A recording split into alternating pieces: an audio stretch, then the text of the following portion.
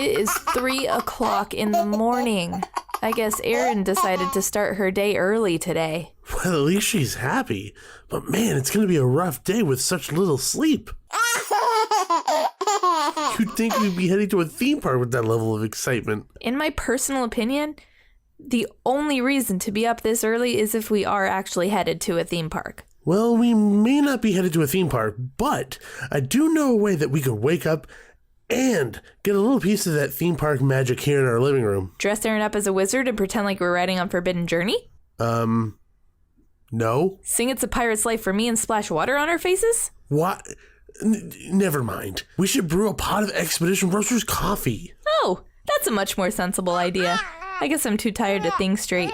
What flavor should we make? I'm thinking that maybe we could try their newest flavor, Wonderland Coffee Crumb Cake. Oh, that flavor sounds really good. Or we could brew Fortune and Glory Bourbon Streusel. Or Enchanted Tiki Coconut. Honestly, I'm so tired. I have a feeling that we're going to have multiple cups, so let's brew them all. Uh-oh. Sounds like Erin requires our immediate attention, if you know what I mean. Want to take this one, Daddy? What was that? I think I hear the kettle boiling already. I'm going to go grab that and make the coffee, okay? But the kettle wasn't even on. Oh, well. As long as he comes back with a cup of Expedition Roasters, I really don't care. Come on, Erin. Let's go take care of business.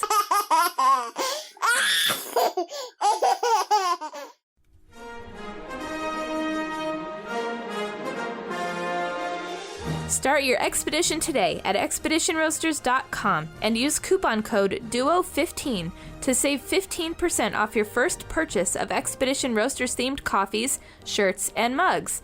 You can even get an art print of your favorite bag design. Brew your happy place. Expedition Roasters, an adventure in every bag.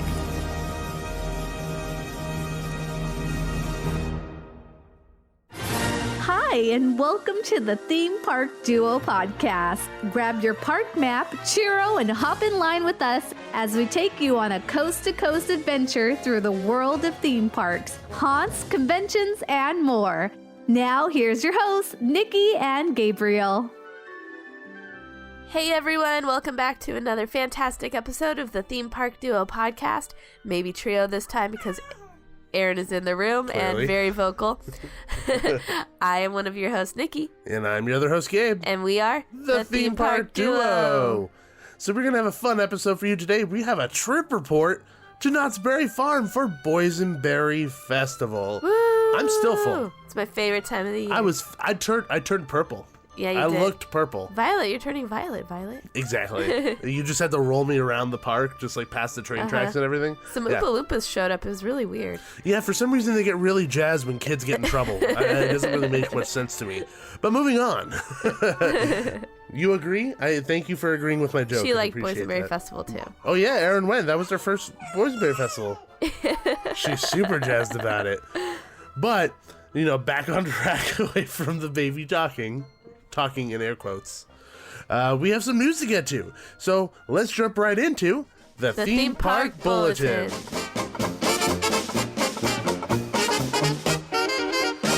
Okay, so our first piece of exciting news is that Mickey's PhilharMagic from the Magic Kingdom is coming to Disney's California Adventure. Woo! So this is going in the Bugs Life Theater, right? No, because that's the Marvel Land area. It's going in the Muppet Vision 3D Theater. That's what I meant. No, it's not. Even she knew. She even knew what that was going on there. She even knew the information. My bad. But anyway, yeah, so it's going to be going in the Muppet Vision 3D Theater. This is a long time coming because apparently the show was supposed to come to DCA when DCA opened. Whoa. But instead of that, we actually got Muppet Vision. So I don't know why it never actually made it. And so we got a much older show that had been at Hollywood Studios for a much longer time. One interesting kind of fact that I've been hearing is the fact that the theater that is actually at Magic Kingdom has a really large screen. It's really wide screen. Yeah. And the fact that they're kind of retrofitting it to be in Muppet Vision, the screen there isn't as wide. And with this quick installation of the show kind of going in, I don't think they're going to be able to adjust to that. So they're going to have to probably crop the screen off. Oh. And this actually happened recently, not really recently, but when they took PhilharMagic to Paris, they did the same thing. Yeah. And they got a lot of criticism there because they lost a lot of in-theater effects and they pretty much just crammed it in there. Oh, man. Which is apparently what they're doing here. So I'm not quite sure to what extent the cramming is going to take place, but to a certain extent there will be some cramming. Nobody can see me, but I'm just air quoting cramming. I just find it funny. Why are you air quoting it if it's really going to happen? I don't know. I don't have an answer for that. I have no answers for what I do or say. There's never a reason behind it. That's very true. I know this of you. I'm married to you. I just say things. Uh-huh. And then I kind of just go with it. And sometimes I ignore it. Yeah, no, you totally ignore things I say, which is totally fine. But yeah, I mean, ultimately, I'm excited about the Mickey's PhilharMagic coming because we saw this in Magic Kingdom when we went for honeymoon, and we really enjoyed it. We actually thought it was a very fun show. I liked it a lot. Yeah, I really thoroughly enjoyed it, and I think it would make a really good addition to the park. It just makes you a little sad that they're not going to make the changes that are necessary in order to make it the best show it could be. Exactly, because Muppet Vision's theater isn't huge. It's pretty small in general. I mean, we still go in there every now and again for when screenings of the theater, the sneak trailers. Peeks. Yeah, the sneak peeks. Yeah, the last time we were in there, I think we were in there for Incredibles 2. Yeah, I think so. Yeah, I think we were actually with Parks and Cons at that time. Yeah, when we saw that. So, but yeah, no, I mean, I'm excited about it coming, but we'll see how they adjust for the in-theater effects and how everything else kind of goes. We'll see. Yeah. And the next piece of news is we're getting some information for Midsummer Scream 2019 already. Woo!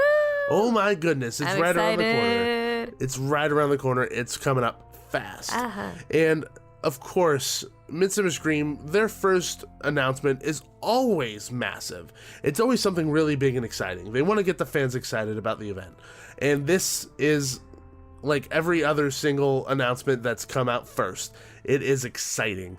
And it's going to be a Haunted Mansion 50th anniversary panel. Whoa. So you know that at this convention there's Halloween goers, there's theme park goers, there's convention goers, there's everything. Haunted Mansion revolves in all of that. People love the Haunted Mansion. It's ingrained in pop culture. It's ingrained in the theme park world, in the haunt world, everything. Yeah. It really is like, you know the Venn diagram with all the circles? It's in the middle. middle. Haunted Mansion is in the middle of that Venn diagram. So, and with that information, it's going to be on Saturday, August 3rd. Midsummer Scream's first major presentation will be A Chilling Legacy, 50 Years of Disneyland's Haunted Mansion. On stage in the Grand Ballroom, guests will enjoy a spirited discussion between Disney legends Tony Baxter and Bob Gurr, American film producer and author Don Hahn, who produced Beauty and the Beast, The Lion King, and the Haunted Mansion film, and theme park entertainment writer and creative director Jason Schorel, who also wrote a book about the Haunted Mansion. And then it's going to be all hosted by Doug Barnes of the Season Pass podcast. So that is an awesome first panel to start off. Yeah. Midsummer Scream 2019. I love Bob Gurr, nicest guy in the world. Tony Baxter, seriously awesome, really nice guy. Never met Don Hahn, can't say much about him. Jason Sorrell, read his book, really good. and Doug Barnes is fantastic whenever he moderates a panel. So amazing voice that man has.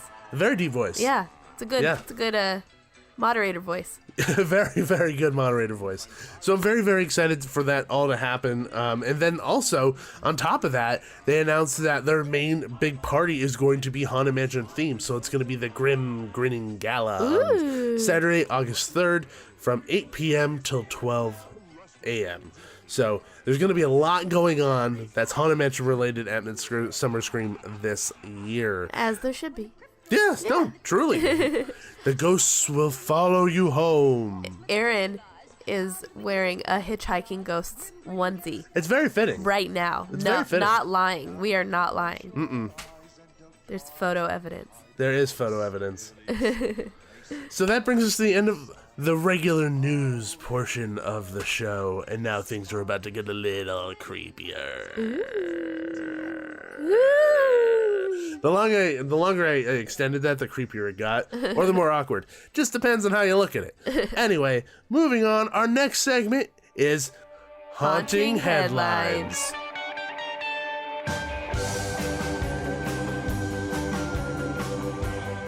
have our first announcement of the haunt season! Woo! So excited. This haunt season is going to be so different. We have Erin with us. I know. What are we going to do? I don't know. Give her to monsters. Okay. Easy enough. Hey, excuse me, Monster, can you just hold this little baby girl just for maybe 8 hours while we go on all the attractions? Hey, cool, thanks, bye. Otis will. I'm sure Otis will take care of her. He'll dress her up and make her scared. Only a handful of people who listen to the show who know who Otis is. Those are the cool handful. Don't offend the rest of our audience. They're the also cool handful. They're just... Why are they handfuls? I don't know. It's really awkward of you. Sorry. Anyway, moving on. The first piece of news that we have coming out for the haunt season is that Stranger Things is returning to Halloween Horror Nights in Hollywood and Orlando. Knew that was coming. From a long time ago. Yeah. Pretty much. You could have guaranteed this was going to happen after the success of The Maze at both parks. So the hit series comes back for another year of screams and frights to scare up some fun at both Universal parks. Universal, the home where monster movies are created, is the perfect place to recreate and immerse guests into the world of Hawkins and Stranger Things. Nobody else can recreate in such detail the world that we have all come to know and love. Below are some more details regarding the two incarnations of Stranger Things maze on either coast. Are you excited to step into the Upside Down? Yes. So, I mean, this is pretty amazing. Like, there were some faults to last year's Stranger Things maze. Like, it wasn't perfect. But ultimately, there was some really strong aspects to it. It was ultimately very impressive. And then Orlando's was off the charts. Like, it was unbelievable. So, I'm really excited to see them approach it again and see familiarities from last year's to this year's, and then kind of see how they address some of the bigger things from the season, like the what is it called, the Mind Flayer? Like, that thing is massive. Yeah. It sits in the sky. So how are they gonna be able to portray that? Is it gonna be like a painting on a wall? They're gonna have kind of like weird lighting on it to make it look like it's moving. They're gonna have a projection on a wall or something. When it comes to projections in like screens and mazes, I don't care. Like, I'm totally good with that. Like, I think those are great. It just depends on how they're done. They have to be done properly. They do have to be done properly. So I don't know, but I'm pretty jazzed about seeing Stranger Things come back. It wasn't the scariest, but just overall just very impressive with set design and actors and everything that they were trying to do with it. I really enjoyed it last year. I haven't seen it at all, so. You never got to go through that maze? No, I never went to Halloween Horror Nights. Oh my gosh, I forgot about that. It feels like forever ago. I was very pregnant. Yeah, well, you could have gone, but you decided not to. Hindsight, we didn't know I was going to be over a week late. We had an October baby. Yeah, so I could have gone in September. Yeah. But you might have given birth at that point if you had walked that much. Maze. Yeah, that toxic tunnel would have truly became a toxic tunnel if you had given birth right there and then. So, but there you go. There's our information for some fun news that is coming down the pipeline right now. I know there's a lot of things going on in the theme park world, a lot of things we didn't address, things that were happening right before season 3 for us started picking up again. Hagrid's magical creatures and motorbike adventure, that's going on. That's super exciting. Yeah, Green Lantern closed at Six Flags Magic Mountain. Good. Star Wars Land at both parks has an opening date. I've never left a ride so angry as when I got off Green Lantern. Because it hurts you. It's awful. It like assaults you. And it's boring and puts you in extreme pain at the same time. I don't even know how that's possible. Remember before we were recording and we were testing our audio and you're like, this is the level I'm going to talk at. I'm like, until you get passionate. I just got louder. Yeah, I know. You did. I hate Green Lanterns that much. I wrote it once and it's filled me with so much anger. You know when Nikki's passionate when she gets loud. Yeah. Because in general, Nikki's not loud. No, I'm not. So she blows out eardrums. You know she's passionate. But, alas, we have gotten to the point of the show where we can get to our main segment. And we're jumping into our trip report for Boysenberry Festival.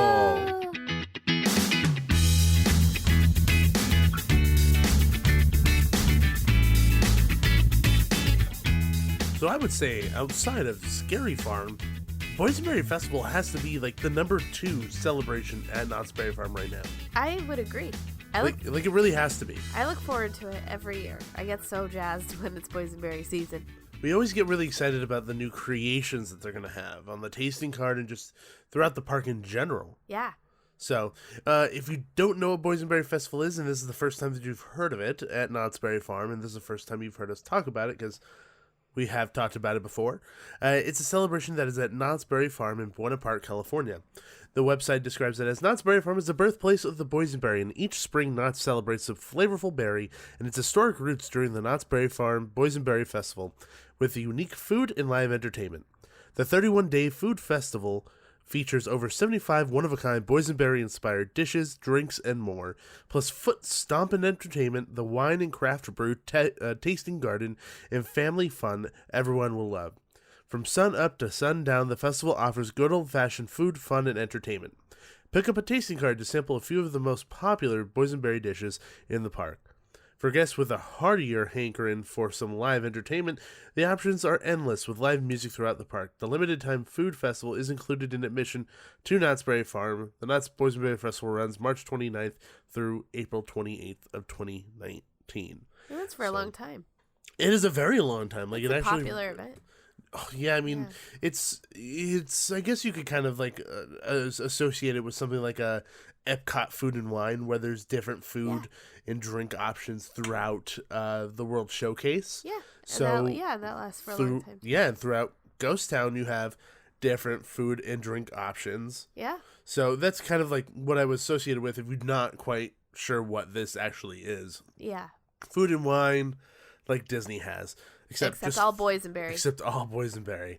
And if you don't know what the boysenberry is, which, by the way, I'm saying boysen with a B, not with a P, so I'm not saying poisonberry. Boysenberry. I know your Irish family, when they came for this event, they thought I kept saying poisonberry. They're like, why would you eat a poisonberry? They were very concerned. They were very, very concerned about what we were about to do. The boysenberry is actually a berry that was cultivated in the 1920s by a horticulturalist by the name of Rudolph Boysen in Anaheim, California, who Hence ended the up name. Yes, hence the name. Who eventually later turned it over to Walter Knott, who owned Knott's Berry Farm. I would say that if it weren't for that decision, we probably wouldn't have what we have today. Probably not. Who knows? It might have become extinct. Yeah, I mean, not even the berry becoming extinct, but Knott's Berry Farm not existing. It played a huge part in the reason why the farm started to grow. And then, obviously, there was other huge steps along the way. Chicken dinner. Well, the chicken dinner came after. Yeah, you're right. The chicken dinner came after that. So if the boysenberry never happened, what was going to be nothing would have progressed. Would it have progressed to that? Who knows? Maybe they just would have been growing something else at the time. Yeah, I mean, there's no way of going about it, but I mean, I'm just saying in general that the handoff of the Boysen to Walter Knott is the catalyst for why we have the theme park of Knott's Berry Farm, and the reason why in this description on the website is rooted in Knott's history. Yeah, it's everywhere all over the park, so it makes a lot of sense that, of course, during the springtime they would celebrate the thing that helped make them who they are. Of course. So, and I love that they're doing that. They're really embracing it. Yes. No, they embrace it big time. It is everywhere. When you walk into the gates of Knott's Berry Farm, there is boysenberry, boxes and, fake boysenberry. Obviously, they're massive boysenberries. Like and the they're size fake. of your head. Yeah. They're adorning everything. And at night, they're actually lights. In general, the entire park is really decorated beautifully with flowers everywhere for springtime, so the park does take on this new feel, which I really enjoy the springtime at Knott's Berry Farm because, you do have all the dark browns and, the darker, dirtier colors because it's the West. Yeah.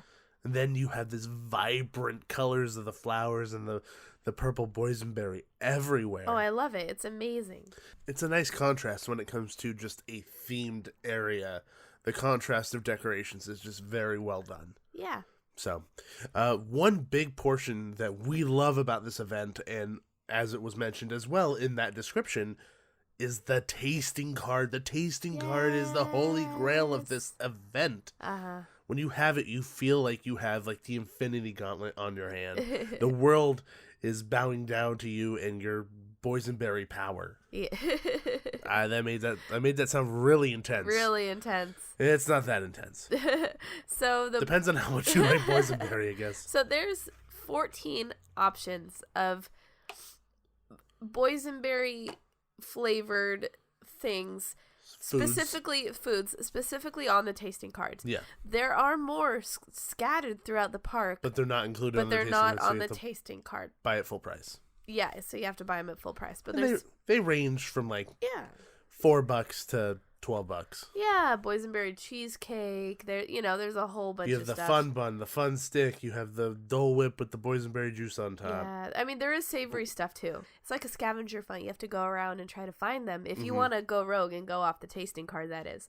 But trust me, the tasting card has 14 options to choose from, and you have 8 little tabs around the outside. So it's a painful decision is what we're trying to say. So you have to choose, but trust me, $35 for a tasting card, 8 tabs, that's lunch and dinner. Like, they're small portions. They're not small though. But they're not massive they're portions. not massive. They're but a they're taste. heartier portions They are hearty. than you would find at like a Food and Wine at Epcot or Food and Wine here at DCA. They're definitely more servings, generous. Those servings are significantly smaller. So like as an example, one of the options here is like a boysenberry dry rubbed flank steak with fingerling potatoes and a boysenberry cream cheese on top. Yeah. That was probably the heartiest of the options because agree. they gave you so much meat and 3 fingerling potatoes that it filled you up very quickly. Yeah. I mean, there's other ones that weren't quite as big, like the salmon was fairly small. Or the jambalaya or the mac and cheese. Like those were significantly smaller. But if you eat 8 portions of that scattered throughout the day, you're never going to be hungry. So it's $35 basically to eat all day. Yeah. There. Yeah. And if you have 2 people doing it and you have 2 tasting cards, that's even better because then you actually get to try everything. Yeah, you can taste their stuff too. And then you end up having true. But then you'll have a couple left over to try your favorites again. Yeah. So the tasting card, like Nikki said, is $35, and it's such a good price to be able to kind of linger throughout the day and just take your time to enjoy and take in everything instead of stressing about like, how much money am I gonna spend throughout the day to try all this stuff? I don't want to spend hundreds of dollars tasting all the different things. Yep. Well, you don't have to. $35, you get 8 things, hands down, period, no questions asked. Yep. And you get to choose from 14 different options, which is pretty nice. Yeah. And as opposed to prior years where it was like 8 tasting cards, like 8 tasting tabs or options, and you only get the 8 options. So it's nice to have the variety to choose from. yeah. Do we want to go down the list and say all the options? Yeah, so go down the list of the 14 different options. This is all the food that comes on the tasting card, and you have 8, you get to choose 8 of these. Yes. Okay. So, number 1, boysenberry barbecue chicken skewers with boysenberry aioli. This was a favorite. This was our favorite, hands down. It was really close. Like, a lot of these things are, like, tied in my brain. Yeah, for me, this was we my were favorite. really impressed. Yeah. Okay. Second, boysenberry and lemon hummus. It's a nice snack. Yeah, it wasn't bad. It was pretty good. Yeah. It did look like refried beans, though. The hummus is not visually appealing, but it tastes good. It's the light brown mixed with the purple. Yeah. It doesn't look appealing. Yeah. But it does taste good. It tastes great. Number 3, boysenberry dry rubbed flank steak with a boysenberry cream cheese topping. You like how I memorized that to heart? That's what I literally just said it. Yeah. This was one of my favorites. I thought the spice level on this was like really well done. It was really well seasoned, really tender. The fingerling potatoes were cooked really well. When I had it the second time, it wasn't as tender. I felt like it wasn't as cooked as well. Yeah. But I mean, that happens when you're cooking in these mass quantities. I completely understand that it's not going to be consistent. Yeah. But overall, great. Number 4 is boysenberry elote. That is one of our favorites. That is like, to me, outside of like the fun bun. I feel like the fun bun to me used to be the staple. Yeah. To me now, the staple of Boysenberry Festival is the elote. It's so good. Like, you can't go to Boysenberry Festival without trying elote. Uh-huh. And if you don't know what that is, it's a piece of roasted corn that has mayonnaise, butter, and Parmesan cheese on it. But for Boysenberry Festival, it's boysenberry butter, boysenberry mayonnaise, and boysenberry something sprinkled on cheese on top, pretty much, like Parmesan. Like, it's all purple. Pretty much. Yeah. It's Parmesan purple. Yeah. Purple food. Pretty sure that's what the label says. Parmesan purple. Okay, number 5 is boysenberry sausage on a bun. This one we had last year, and we loved it. It's good. It's Yeah. it's a sausage. It's lightly sweetened because you have the boysenberry mixed into everything. And there's boysenberry barbecue sauce you can put on it. Yeah, which honestly, that's probably the best part of it. Yeah. It's We nothing love spectacular. the sauce. It's nothing Yeah. spectacular. But it was good. It's just good. Yeah. And it's a hearty option because it's a lot. It's a big sausage. Yeah, so if you're hungry, It's very intimidating when you have it in front of your face. You're like, wow, I'm gonna do this. Oh, stop. What? Oh, stop. It's a big sausage, and there's a lot of food you have to eat, so you're intimidated by it. I know. You know what you're doing. I don't know what I'm doing. Moving on. You have a dirty mind. You do. Number 6, boysenberry homemade chili in a boysenberry sourdough bread ball. This is the only one that I'm disappointed I didn't get to try. I know. I wish we had tried this one. Well, I mean, we're probably going to go back, and we have Yeah. a couple tasting tabs left Tabs over, left. so Oh, yeah. this is one that I definitely want to try again. Pro tip. Pro tip. eventually. If you're going for more than one day or you think you're going back, do not throw away tabs you don't use. They're good for the whole event, not just the day you go. Yeah. Okay, number 7. Boysenberry pot roast over boysenberry mashed potatoes. This was one of the ones that I was like, whoa, this is way better than I thought it was going to be. you Like, liked it a lot. significantly better than I thought it was going to be. The mashed potatoes weren't overwhelmingly sweet, but the pot roast was unbelievably tender with that wonderfully sweet, savory boysenberry sauce on top. Really, really well done. Good. Okay, number 8. Boysenberry glazed salmon over mixed greens and topped with a boysenberry vinaigrette. This one was great. It doesn't sound great. No, it is. It's good, though.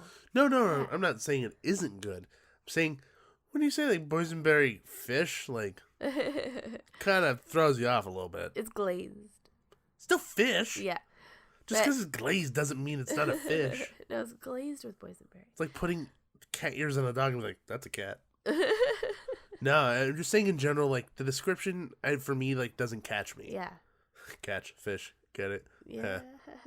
It doesn't get my attention. Like, to me, it sounds a little bit odd. Yeah. But it works so well. It was so works light so and well. fresh. And this is one of the ones where it's like, you don't get that much, you know? It's a little serving of salmon on greens, but it's worth it. It is so good and just a nice snack. When I was describing it, I really wanted to say, instead of, it sounded a little odd, I really want to say, it sounded a little cod to me. Oh my gosh. You're so punny. You think you're so funny. No, I really don't think I'm funny. I just say these things because they're ridiculous. You're punny, and honey. Stupid. Okay, number 9. Boysenberry jerk chicken wings. You're a jerk. Don't call me a jerk. This one we get all the time. You know, we didn't get it this year because we had other priorities for the tasting card. Pretty much. I mean, like, we've had them in the prior years. Yeah. And we like them a lot. I think that the way that they cook the wings is really well done. They deep fry them. It seems like, or at least cook them in a skillet. They get crispy. Yeah. Then they put the boysenberry barbecue sauce on top of that and all the other spices. Really, really well done. One thing that I know that we've done is like, oh, we have like 3 tasting tabs left over. What should we do? Let's just get 3 of the orders of the wings, and then you have a ton of wings. We definitely did that last year. Yeah. Number 10, boysenberry cinnamon sugar flour tortilla chips with boysenberry ice cream. This was really good. Really good, and a good portion too. Yeah, they give you a lot of chips, and Yeah. like I wish they gave you just a little bit more ice cream. Yeah. I feel like it wasn't it was enough. like a scoop. Yeah, but Yeah. it wasn't even. Well, it's soft serve, so they go and like Yeah. they pull the handle and put it in the thing. Yeah. You know, Good sound effect. thumbs up. I should be a Foley artist. Uh-huh. Get the fart guy in here. That's We like need- the we need only fart thing noises. you do. It's like the only thing you do. They call you in for something else, and you just go, and they're like, oh. We need a creaking door. Go. That's a fart. Can we have a car engine? That once again, that's a fart. It's not a car engine. Barking dog. That dog is sick. That dog is really messed up. Okay, we've gone off track. Yeah. No, but in particular with this one, like they put an okay amount. I just wish there was a little bit more because I don't want to feel like, because there's so many chips, I don't want to feel like I'm just like, just a little bit of ice cream on each chip. Yeah. I want a good amount of ice cream on each chip to actually try it. Yeah.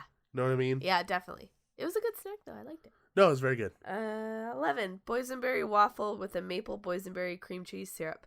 This didn't work for us. It was too dry. It was too dry. It was too dry, and it was kind of grainy. Put the ice cream on the waffle. That would actually make it significantly better. It would. See, ice cream on the waffle, and then pour more of that boysenberry sauce that they syrup yeah. that they put on the waffle. Yeah. That's the one thing is that I felt like that syrup didn't penetrate it. No, it was the waffle was too dense. It was very dense. Maybe we just got a bad waffle. Who knows? I mean, there's a very good chance. Like I said, these things are made in bulk. Yeah. There's so many of them being made. And this was one of the longest lines of the day. If not the longest line of the day was to get this. Yeah, a lot of times they couldn't make the waffles fast enough. Yeah. Yeah, so it caused a backup. But so I'm sure they were rushing and stuff, which is fine. I mean, it was the second day of Boysenberry Festival, and it was packed. It was so packed. Yeah. Okay, moving on. Number 12, Boysenberry habanero baked mac and cheese. For me, this was the number one thing I was excited to try, and it was the number one biggest letdown. It didn't quite live up to our expectation. I felt like the one that I had was kind of sitting around for a while. Yeah, that's what it felt like. It wasn't spicy. I didn't really get that much flavor. It just overall, I feel like it was just a bad timing when it came to when I got it. It wasn't fresh, it had congealed a little bit. Yeah. Just nothing was really working for it. And I mean, when we go back, I'll try it again because it's just about the timing of when we got it. So maybe the next time I get it, it'll be different. Maybe. We can only hope. Boysenberry jambalaya with chicken and sausage. This made up for what the mac and cheese was lacking. Yeah, you like this one. The jambalaya was actually really, really well made. When it comes to jambalaya, it's I don't know, I don't really have high expectations for it, so I think this maybe why I liked it so much. Yeah. I mean, it was just really tasty. I really liked it. Good. That's all that matters. And the last one we did not try. Boysenberry pulled pork tostada. That's the one thing everybody was raving about that came from that same window where the mac and cheese and jambalaya came from. So we're going to have to go back and try that. Yeah, we're going to have to try that. But other people liked it, so yeah. What's interesting when it comes to all these different options of food when you get them is your level of expectation of how much boysenberry is going to be involved changes. Yeah. So if you hear boysenberry barbecue pulled pork tostada. Yeah. I'm expecting a massively powerful boysenberry punch. Yeah. Pretty much I want a lot of boysenberry flavor in that. If I hear boysenberry sausage, kind of don't want my sausage to taste a bunch like boysenberry. Yeah. Or adversely, if you're talking about boysenberry waffle. Yeah. I want the sweetness and the tartness of that boysenberry to really come through the waffle. So when you're tasting these different things, it isn't it's just overwhelming boysenberry flavor just in each and every thing. The culinary people at Knott's take time to craft these things to the point where they, are well balanced. It isn't just, hey, throw boysenberry on that. Hey, throw boysenberry on that. Hey, throw boysenberry on that. Yeah.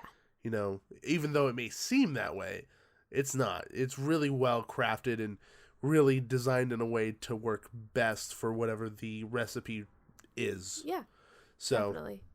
The food at Boysenberry Festival is always surprising. And I always feel like there's one food where you're I don't know about that. That's weird. I don't know how I feel about that. No, last year it was the ravioli. We were boysenberry ravioli? Really? Yeah, it was good. It was really good. Yeah. It was one of the best things that was on the tasting card. It was so good. And then this year, I feel like for me, that was the salmon. The salmon. I was totally not sure about that, but as soon as I tasted it, I was on board. Yeah. So that's fantastic. I really, really enjoyed that. Yeah. So like we said, the food is the biggest part of this event. Oh, definitely. But there's so many other facets to this event than the food. Yeah, there's entertainment. And the thing is that every time we talk about Knott's, we always talk about how good the entertainment is. There's just so much to do. Yeah. Oh, we totally forgot to mention Erin's with us every single time we taste these things. Oh, and she's yeah. Staring at us while we're eating. Yeah, the baby did come on this trip with us. Yeah. We might have said it at the beginning, but we're recording on 2 different days. Yeah. Life goes on. Life with a baby. We're trying to get used to it. And when it comes to entertainment, is live entertainment or, interactive elements and things of that nature. One of the things that we did that that Knott's usually has open is the livery stable. They have that open, and usually it's under different names, or Pigpen's Pigpen, or in this case, Old McDonald's barn, in different things. Yeah. Usually it's under different names, but it's usually something similar most of the time. Yeah. This time it had goats, sheep, the horses, and the donkey. Yeah. The horses and the donkey are mainstays. It's really the other two that change drastically. Yeah. You know, the sheep and the goats aren't constant. Like, Yeah. during Pigpen's Pigpen, it's pigs. It was even rats one year. Yeah, rats for Spooky Farm. Yeah. So this year it was sheep and goats. There was one goat that was like a diva. Yeah. It Loved the camera. loved the clicking noise from the camera and just got right up in the camera. So if you go to themeparkduo.com and check out our Boysenberry write-up, you'll see just a collage of goat pictures. And that is the reason why, is because that goat was just so enamored with the clicking of the camera that it just couldn't go away. Which, by the way, I'm really happy that it didn't go away, because Erin was just like, her mind was freaking blown. She like, lost her mind. She lost her shiznits. She started like squealing at the goats, like She was like screaming at it. Yeah. She was like, ah. yeah. Like, and reaching out for the goat and She was stuff. so You're jazzed. not supposed to touch him or anything, but like, she wanted to touch that goat Yeah. so bad. She wanted to play. I felt really bad we couldn't let her. I know. The thing is, she wasn't interested in the sheep. She wasn't interested in the donkey. She was slightly interested in the horse. It was the goat. Yes. Greatest of all time. The goat was the goat Oh. for Erin. My gosh. Boom. So that's one of those little interactive portions, to a certain extent, Yeah. where it isn't necessarily hands-on. At least in this particular manner, it's not hands-on, but kids can come in, and it isn't a show. It isn't a ride. It isn't something that you're eating or anything. It's just a different kind of interaction. Yeah. And I actually really appreciate that Knott's does these kinds of things, because, not every kid gets to come face to face with a horse or a donkey or, goat, sheep, rats, pigs, Yeah. farm animals. Yeah. Not every kid does. And I feel like it kind of changes the way kids look at animals and kind of opens their world just a little bit more. Yeah. And just Definitely. when they do hands-on stuff later on throughout the years, I do appreciate that. I mean, like, you get to pet the horse. Like, you can pet the horse and Yeah, you stuff. can pet the horse. Like, I feel like that's exciting for a kid. Yeah. I mean, as a kid, like, I got excited. I was like, oh, I'll pet a horse. You still get excited. Yeah, I get excited when I pet a horse, because they're horses. They're massive creatures. Like, they're beautiful. Yeah. So, to me, like, those kinds of experiences are experiences that leave indelible marks on Yeah. people, in my opinion. Like, much more so than, Then that ride or that roller coaster. Well, not necessarily, because people don't forget roller coasters Yeah. usually. Depends on the kind of person you are. Well, like that band or that Yeah. show or something. People Yeah. end up forgetting shows. Yeah. It's these little moments that you kind of build up in your head. Yeah. So, My favorite little side thing that they do, or extra thing, is all of the events that they have throughout the day in the, what's it called, Calico Square. yeah, it's Calico Town Square or Town something Square. like that. It's right Yeah. outside the saloon. It's right outside the saloon by the train station. Mm-hmm. And, they have the mayor character that is out there all day, saying when all these events are going to happen. He talks about how there's a big pie eating contest at like 4:00 or We're gonna something see on at the main pie stage. eating contest, right? Yeah, and like just the fact that they have a pie eating contest and other events for the kids to participate in throughout the day, like it's just so fun. It's very county fair type thing. Yeah, and what I put in the article was that, because they have these different activities throughout the day, it makes it feel like that portion of the park is It's not like necessarily alive. like kinetic. Yeah. It's kinetic, and it makes it feel more than just like a theme park with little entertainment pieces. Yeah. It makes it feel like a little hustle and bustle of this little calico western town is actually happening. Yeah. Which is nice, because you kind of just come across it, which it happens every now and again for us. Like, even though we know the times and when things are happening, we just happen to stumble upon the entertainment. Oh, what's going on here? Let's watch this. Yeah. So there's 1, 2, 3, 4, 5, 6 different options throughout the day from 11 a.m. to 6:30 p.m. They have Balloon Challenge, Grandpa's Flannel Pajamas, Vanishing Prairie, Balloon Challenge, Grandpa's Flannel Pajamas again, and the Pie Walk. Oh, so they repeat them, but that's not. Well, a bad I mean, thing. like, it was only the one. Yeah, well, yeah, the grandpa's flannel pajamas and the balloon. I want to know what game that is. I know we did not stumble across that game, but Well, we saw one from afar and it was musical chairs. yeah, Which one is that? maybe that's the flannel pajamas. Why is that flannel pajamas? I don't know, but anyway, it doesn't even matter that they repeat them because they pull people from the crowd to participate, so it's new every time you come across A it. different crowd, Yeah. different people, so it doesn't matter. There was one that we saw. What was it for? Was it for Ghost Town Alive or Definitely Ghost Town Peanuts Alive. Celebration? It was something to do with food, and there was. I remember there being a lot of Maybe it was a pie. a lot of pie filling everywhere. Yeah, maybe it was just mostly filling, but yeah.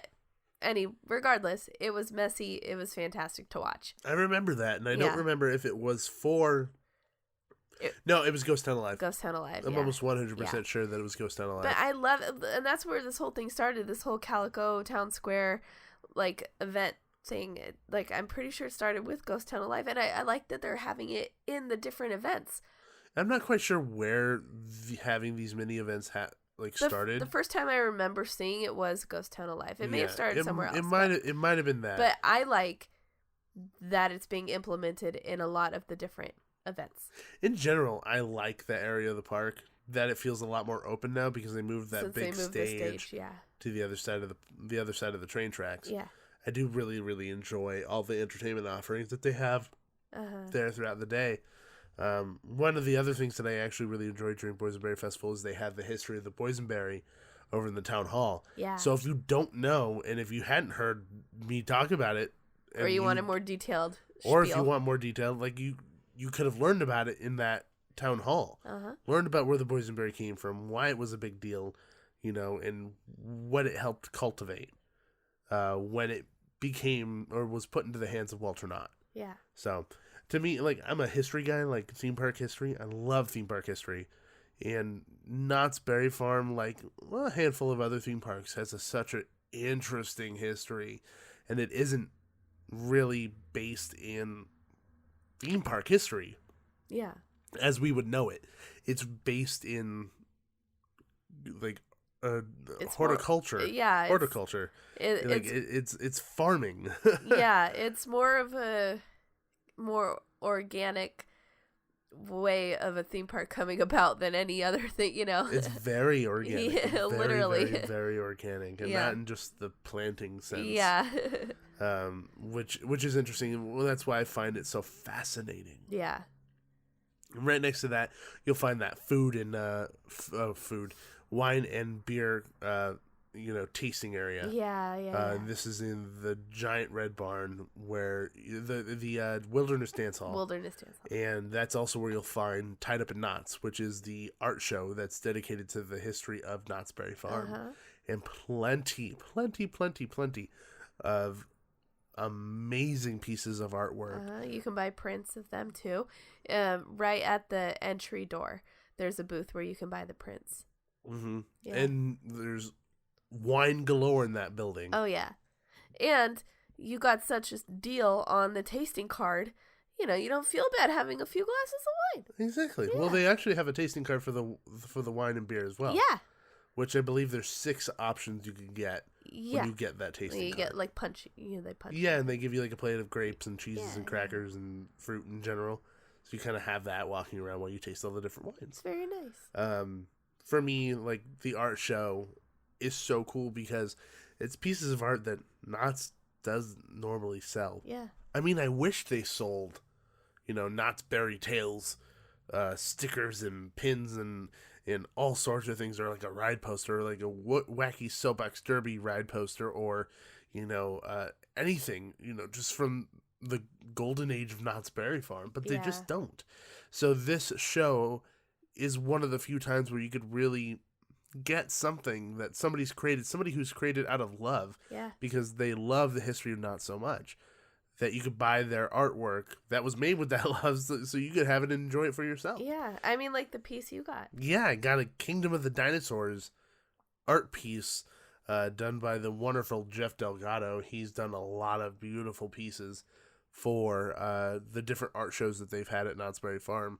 And I know that he posted this on Twitter a long time ago, and the moment I saw it, You had to have it. I died. Like, I had to have it. I have a lot of really fond memories of going on the Kingdom of the Dinosaurs ride when I was younger, with my brother, and just seeing... At that point, I felt like, even at my age, I realized these animatronics don't really move that much. And even the scientist at the beginning, I always felt like he was kind of slouched a little bit. You're going back in time! Just, like, really ridiculous stuff. So having a piece of Knott's history, not necessarily directly, but at least in a piece of artwork, is really cool for me. Yeah. I really enjoy having something like that. So big shout out to him. Make sure you check him out on Twitter and check out his art piece at Tied Up in Knots if you end up going. Yes. The Kingdom of the Dinosaurs one. Trust me. It's really epic. You won't miss it. Yeah. Like, you can't miss it. It's impossible. Yeah. So, it's really cool. outside of the Wilderness Dance Hall, you'll find the beer portion of the wine and craft beer tasting. And they have plenty of options. But for me and for you, the main and only choice is Boysenberry beer mixed with Boysenberry cider. It is the one and only option to have a drink at Knott's for us. Period. That's it. Hands down. I mean, I'll have wine, Well, yeah, every it's once good in a wine. while. I mean, but you can have wine anywhere. Like, Yeah. if you come to a Boysenberry Festival, you got to get a Boysenberry beer or a Boysenberry cider. Or mix the two together like we do. Yeah. I mean, but it's like I said, it's Boysenberry Festival. You got to do it. So, there's those options. And like we said, there's so much entertainment to kind of be had at Knott's for Boysenberry Festival. It's really overwhelming. Yeah. Like, there's so much to do. Throughout all of Ghost Town, there's a crafts fair. So, have people are coming in and at these different booths selling these different things that they've made. And it could be anywhere from art to candles to food to artwork, just soaps, clothes, soaps. It's so many different options. There's this one lady who's really popular. She makes like knitted hats that look like boysenberry pies. Yes, like obviously that is one of the bigger things. Yeah. Actually, that might be a Knott's item. No, I'm not sure. It's she not. makes them. Yeah. You sure? Yeah, because she made one for Rachel for her doll. A custom hat. There you go. So there's the crafts fair, which is really, really fun. They also have the Calico Saloon Show, of course. They have Cordelia's Pie Kitchen, which is actually in the little house that's in between the town hall and the Wilderness Dance hall. Yeah. So it's right in between those two. You have Fiesta with DJ Cruz. So in Fiesta Village, you have like a little dance party. You also have Space Spiegel. So it's the show that came back from Peanut Celebration in Camp Snoopy, which we absolutely loved. We loved it. It's such a fun little show. It's really, really, really, really, really, really fun. It's really silly. Erin loved it too. She was staring. Like, yeah, and she was enamored with everything going on. She was only like 4 or 5 months old at that time, and she was like, she loved it. And then they also have the totally tubular 80s dance party that happens in the Boardwalk Ballroom in the boardwalk area of the park. Yep. And I would be remiss to forget to mention all of the incredible merchandise. Oh, yeah. There's so much like clothes, pins, patches, and the fact that you have these crazy t-shirt pin combo deals that are so affordable. You could spend easily $20 on a t-shirt anywhere. Even in Knott's, you can spend $20 on a t-shirt. But when you can spend less than that and get a pin involved as well, and a shirt that commemorates your experience at the Boysenberry Festival, I even stumbled on another deal. I was in the first store. What would you call it, Gabe? The general store. I guess it would be the general store. The very first store. It's the very first store at the front of Ghost Town. Like there's graves on the left side and the store. It's on the right side. Behind the hanging tree. Yeah, right behind the hanging tree. It's that first little store. I was in there buying a hat for myself because it was hot and I was complaining of the heat. So I went in to go just buy a Knott's hat, and up at the cash register there was a bucket of pins that said official Boysenberry taste tester, and it was like a little ribbon, and it was just such a cute little button, and pin. It wasn't a button, and it was $3 added onto your purchase. So Yeah, so I got one. Of course. It's those little things that help kind of you get to take home. Yeah. And celebrate you having had that experience. Yeah. And it's a very cute little button too. I really a lot of parks aren't about doing something like that. Yeah. You know, they're businesses. I mean, come on now. Like, theme parks are businesses. Disney is business. Six Flags, Universal, Knott's. They're all businesses. They're in the business of making money. They're also in the business of making people happy. Yeah. But to have a deal like that, to me, says something about their character, in my opinion. You know, they know, one, they'll make more money doing this, but two, it allows people to have the option to be a little bit more easy with their money when they're purchasing something that's not as expensive. Yeah. And still getting the same quality product that you would if you were to be spending $20. Yeah. So why not spend, I think it was $12.99 for the both. shirt, and then you get a button at the same time. Yeah, it's amazing. A pin, not a button. Yeah, sorry, I keep saying button. You keep confusing me. I'm sorry. Stop saying button. Sorry. It's not a button, it's a pin. Okay. I don't know what I'm talking about. I'm drunk. I don't know either. I'm a drunk hillbilly now. Oh my god. Oh, darn it. oh darn it. I hate when that happens. I hate when I get drunk and I haven't been drinking. I hate when I turn into a inebriated hillbilly. Oh, man. It's 10:19 right now. We're tired. It happens at 10:18. Every night. That's why I'm usually asleep by 9:30. My snores are in hillbilly snores. Oh gosh. No, we got off a little off track, but there's also a lot of other options of entertainment that we didn't even mention. Yeah. You still have the old time melodrama in the Birdcage Theater. And plus you also have all of the regular entertainment options of Knott's Berry Farm. You have the big show at the end of the day, which is Snoopy's Boysenberry Jamboree, which is music, song, and dance, everything with Peanuts characters. We didn't get to see it this year, but every other year that we've seen it, it's always been kind of like the big exclamation point to the end of the day. Yeah. You know, and I'm pretty sure they do it this year, and they've done it in prior years, but Snoopy comes out, and he's just covered in boysenberry all over his face, like he was just eating a ton of boysenberry pie. Yeah. Like, to me, that's just so cute. It's so cute. It's Snoopy just covered in pie. It's adorable. So, needless to say, there's just so much to do at Knott's for Boysenberry Festival, and we had a blast going there and trying and attempting to do as much as humanly possible. Of course, it's really hard when you have a short day. You know, it's funny, you think of like a 10-hour day as like a short day. That's a lot of time. Fast. But it goes by so fast when you're having fun, you're eating, you're drinking, you're seeing shows, and you're going on rides, and you're kind of just allowing yourself to experience it. Yeah. Which I feel like is what's so great about Knott's. And we actually had a really nice conversation with a woman that was in, what store were we in when we were talking about? The store right out front of Knott's. Oh, the big store. Yeah, what's the name of the store? I don't know. Starts with like a V. Oh man, people are going to hate me for forgetting the name of the store.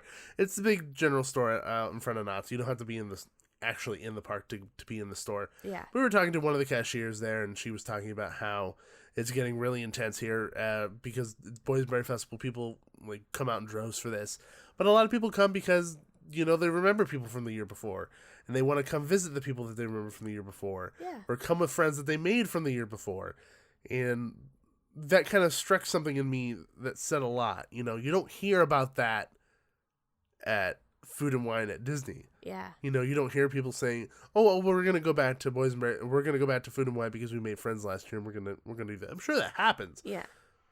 But it's not normal. Yeah. You know, the fact that this event is almost encouraging this environment where people are interacting and making friends, and not necessarily just so enveloped in spending time figuring out, okay, well, we need to go on this ride and this ride and this ride. If we don't go on these rides, we didn't get our money's worth. Yeah. And there's a lot of different things that kind of go in with that. The park has much more of a community feel. And it's more relaxed. Yeah, it's way more relaxed. And way I think, more laid back. like I said, there's a lot of little reasons why that is the way it is. A big portion of it is the price point.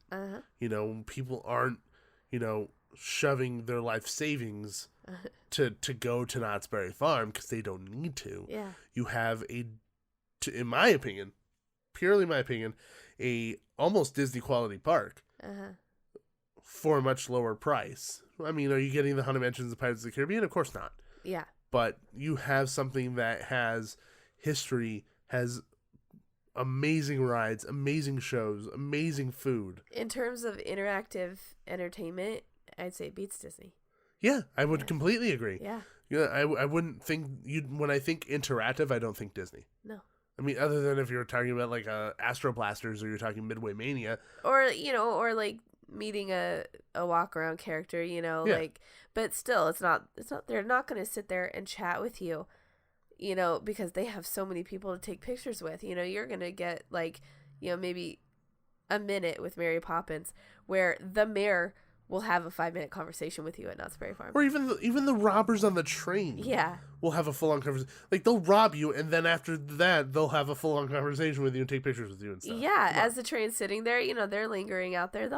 They'll have fun with you, take pictures, joke around. You see them joke around with little boys all the time. It's so fun. Yeah, they joke around with everybody. They make fun of parents constantly. Yeah, it's just it's memories. It's fun. Yeah, so there's a lot that happens at Knott's that really makes it, different, unique, and engaging, to the point where it feels a lot more rewarding to go there than it does to a Disney park sometimes. Yeah.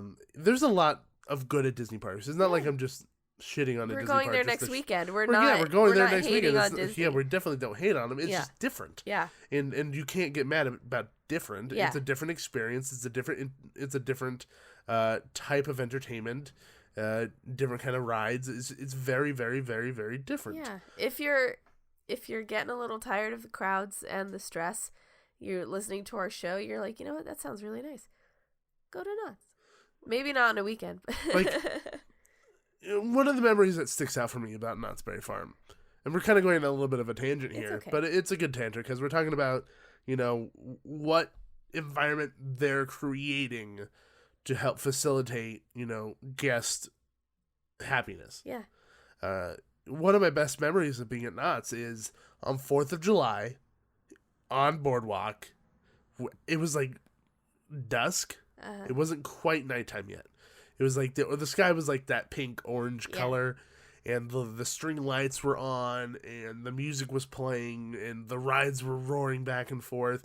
And in the distance, you could see fireworks from the neighborhoods around. Like, people were shooting big fireworks in the sky, and just hearing the music and seeing the fireworks and being there and the food and just walking around with the food in your hand, just that environment just felt so good. Yeah.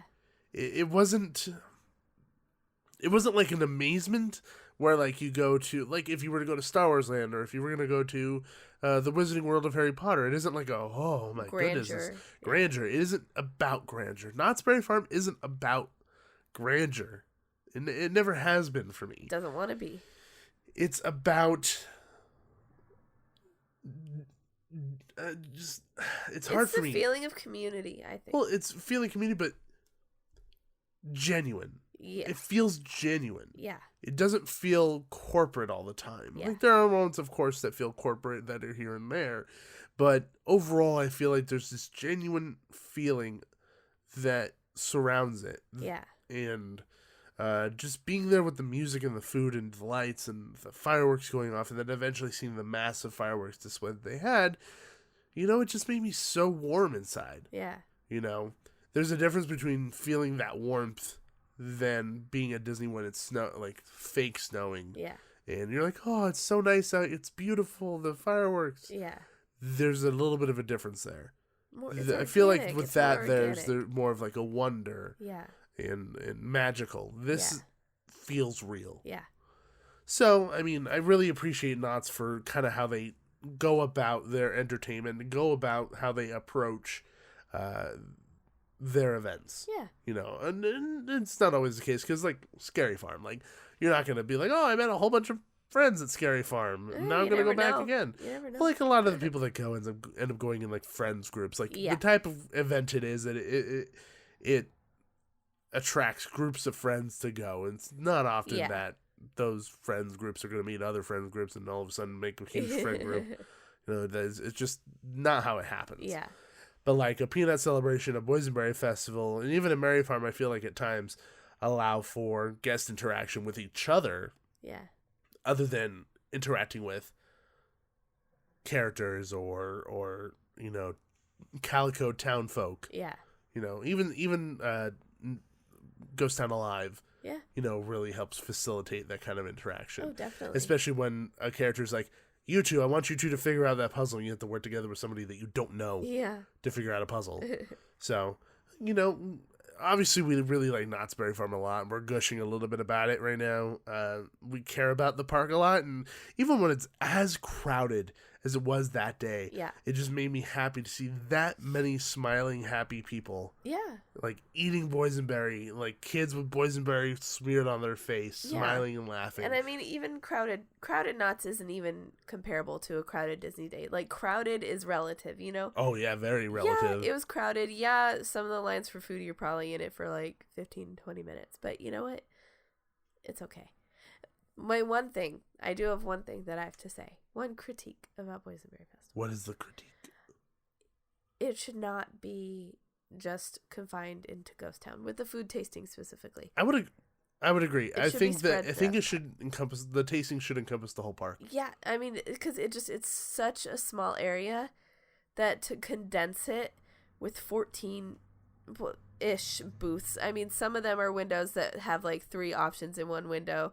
The line gets long. They put 3 things in Spurs, so, but the lines get really long and it's so crowded. They could easily put like 2 of the booths in Boardwalk, I understand why they do it, because of a historical sense, like that makes sense. But it doesn't make sense for guest satisfaction and crowd control, because it can get kind of hairy. It can kind of get nuts. Yeah, it just feels a little condensed where it is.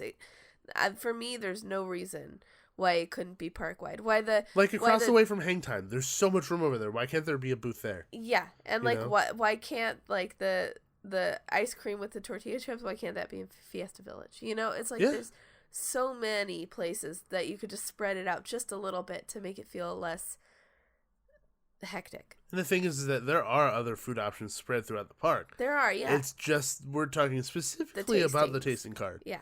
Like, we wish the tasting card options were spread out. Because the tasting card areas are not permanent locations for the most part, so they're like wooden booths. They're wooden booths that could easily be spread out throughout the park and make Ghost Town a little less condensed and crowded. Yeah. That's my one critique. No, I think that's a fair critique. Yeah. I think it's unbelievably fair.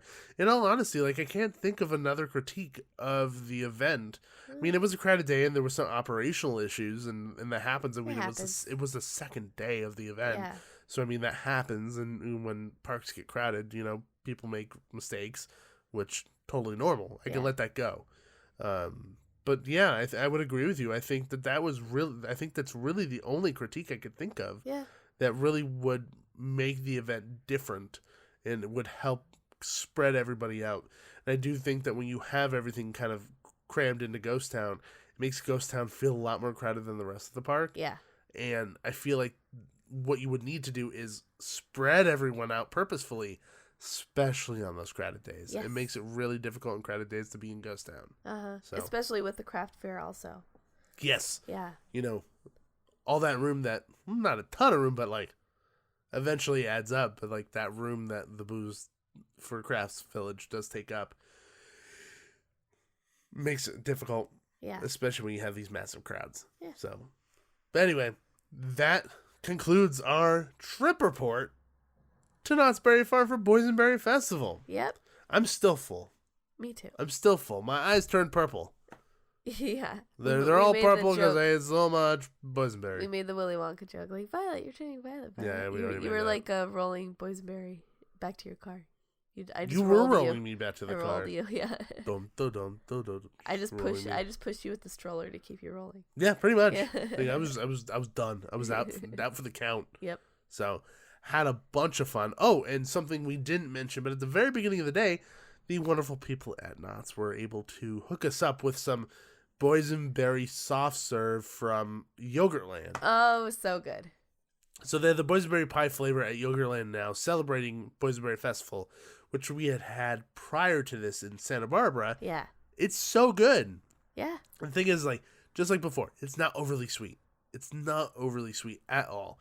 And it works really well with the fresh fruit Yeah. options Like that Yogurtland has. blueberries, yeah. They had the Boysenberry shortbread cookies to put on it. Uh-huh. Only issue I have with that is that little boysenberry jam that's in the center of those cookies gets cold, really hard to chew. Yeah. Really difficult to chew. Yeah, that's true. So make sure you head over to any Yogurtland and check it out because they'll probably end up having that flavor. Yep. And it's really, really, really, really, Really good. So thank you again to Knott for having us out to be able to experience Boysenberry Festival. We highly encourage everybody who lives in the SoCal area, go to Knott's Berry Farm, have some fun, eat some food, have some drinks, relax, have a nice day at a park where you're not, feeling like you have to do everything. Yeah. And just enjoy the time that you're there. See the stunt show, see Mystery Lodge, which if you haven't listened to our prior episode about Mystery Lodge, you definitely should. Yep. Go see all the little shows that they have going on while you're having a good time eating and drinking. Yeah. So, thank you everybody for listening to this week's episode. Hopefully you enjoyed listening to us talk about our experiences at Boysenberry Festival and briefly talking about Erin's first Boysenberry Festival. She was just there. She was there. She was present. She got jazzed at the goats. She took a nap. That was the highlight. She could not partake in any of the food because she's a baby. Did we let her taste something? Did we let her taste something? I don't think we did. No, I don't think so. No, I don't think we did. I think we talked about it, but then I think I said I wanted to give her like a Boysenberry jam. Yeah. But we didn't have that. We did. Yeah, we did. Because I didn't want to give her like barbecue sauce. No. Oh, it's a craps in that. So, other than boysenberries. But yeah. So hopefully you enjoyed listening to the episode. Enjoyed listening to us being crazy and talking about random hillbilly drunken voices that happen after 10 o'clock at night. But anyway. That doesn't actually happen. Are you sure? No. Yeah, you're not sure. No. You don't know what happens when you fall asleep. That's a creepy statement. Yeah. Anyway, thank you again. Really hope you enjoyed this episode. If you guys haven't already, make sure you head on over to iTunes and leave us a 5-star written review. Recently, we just got another 5-star review, but it wasn't written, so I can't thank them. I don't know who it was. So it's okay. Thank you anyway, whoever you were. I'm sure that person is listening now, but if you left that 5-star written review, or if you left that 5-star review, thank you very, very, very much. And like I said, if you haven't, make sure you do head over there. It really helps out the show, brings us up higher in the standings, and makes it easier for everybody to find us and enjoy us like you are right now. And if you haven't already, make sure you go over to our social media. You can find us on Facebook, Twitter, Instagram, and YouTube. All you have to do is search Theme Park Duo. And if you want to reach out, if you have any questions, comments, concerns, and complaints. I want to hear some complaints. I don't like the way Gabe looks. On this audio podcast. Yeah. Make sure you send all of those over to themeparkduo@gmail.com. Yep. And as always, everybody, there's always a great big beautiful tomorrow. See ya. Thanks for riding with the Theme Park Duo. Make sure to gather all your belongings before the end of the podcast. Bye-bye.